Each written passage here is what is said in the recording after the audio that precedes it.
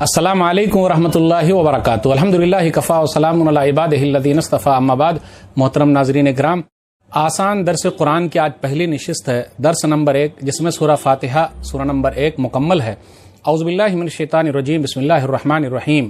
پناہ میں آتا ہوں اللہ کی شیطان مردود سے۔ بسم اللہ الرحمن الرحیم، شروع کرتا ہوں اللہ کے نام سے جو بڑا مہربان نہایت رحم والا ہے۔ الحمدللہ رب العالمین، تمام تعریف اللہ کے لیے جو جہان کا رب ہے۔ الرحمن الرحیم، بڑا مہربان نہایت رحم والا ہے۔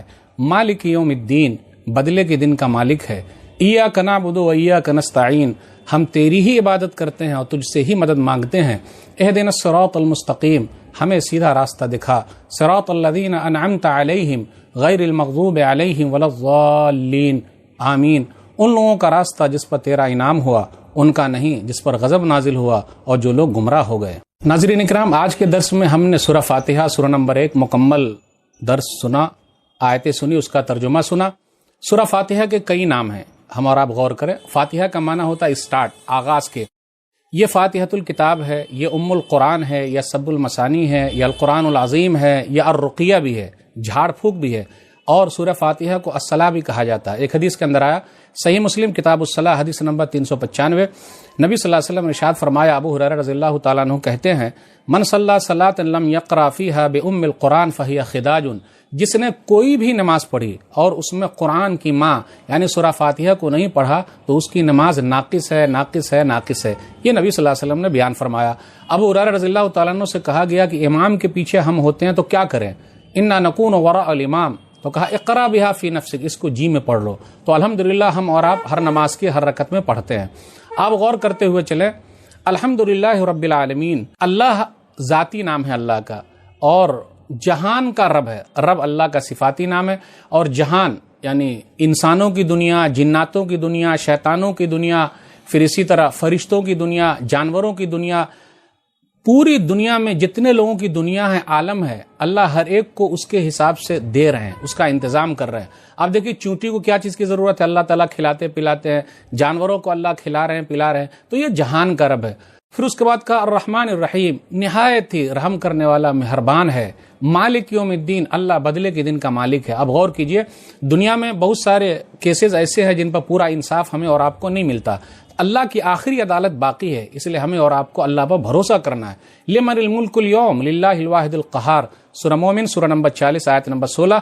اللہ کہیں گے آج کے دن کس کی بادشاہت ہے؟ تو اللہ خود ہی جواب دیں گے، تنہے تنہا زبردست اللہ کی بادشاہت۔ اس لیے میرے بھائیو، گھبرانے کی ضرورت نہیں ہے۔ انصاف اگر دنیاوی عدالت میں نہیں ملا تو اللہ کی آخری عدالت باقی ہے۔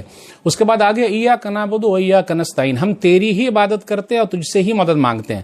اس کا ترجمہ اگر میں یہ کروں، ہم تیری بھی عبادت کرتے ہیں اور تجھ سے بھی مدد مانگتے ہیں، تو آپ لوگ بولیے گا، ارے مولوی صاحب یہ کہاں ہے ترجمہ، کیوں آپ ایسا کر رہے ہیں؟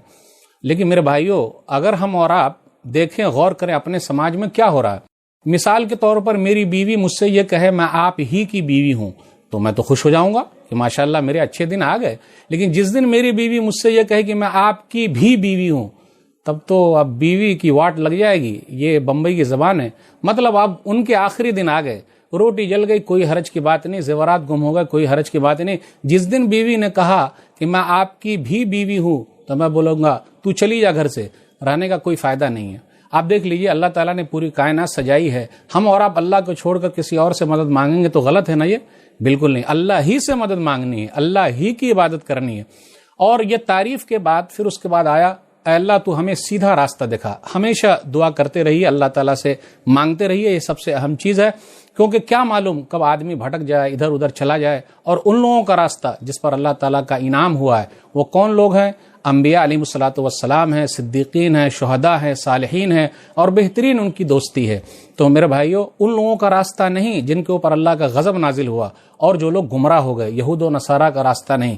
تو ہم اور آپ دنیا کے اندر ہیں، سیدھے راستے پر چلیں، نبیوں کے راستے پر چلیں، شہداء کے راستے پر چلیں، صدیقین جو سچے لوگ ہیں ان کے راستے پر چلیں، یہی بہترین دوستی ہے، یہی بہترین یارانہ ہے۔ اور آخر میں یہ کہا گیا کہ جب ولا الضالین آئے تو آمین کہنا۔ ایک حدیث کے اندر آیا، صحیح بخاری کتاب الاذان کتاب نمبر 10 حدیث نمبر 780، کہ اگر ہم لوگوں کی آمین فرشتے کی آمین سے مل جائے تو بخشش ہو جائے گی۔ تو میرے بھائیو، کتنی اہم چیز ہے۔ اور آمین کا معنی اللہ تو قبول فرما لے، اللہ تو نامراد نہ کر۔ اس لیے میرے بھائیو ہمیں اور آپ کو سورہ فاتحہ کی تلاوت کرنی ہے. سورہ فاتحہ بیماری کا علاج ہے. سورہ فاتحہ تمام پریشانی کا حل ہے. ہمیشہ